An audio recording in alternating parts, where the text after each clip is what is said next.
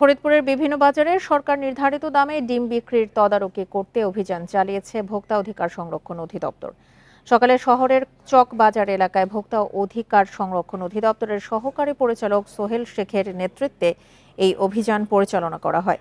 ভোক্তা অধিকার সংরক্ষণ অধিদপ্তরের সহকারী পরিচালক সোহেল শেখ জানান, ডিমের সরকারি মূল্য বাস্তবায়নের লক্ষ্যে এই অভিযান পরিচালনা করা হয়েছে।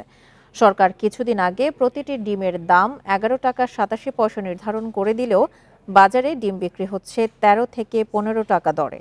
অভিযানে মূল্য তালিকা না থাকা এবং বেশি দামে ডিম বিক্রির অভিযোগে একতা ট্রেডার্সকে 10,000 টাকা জরিমানা করা হয়।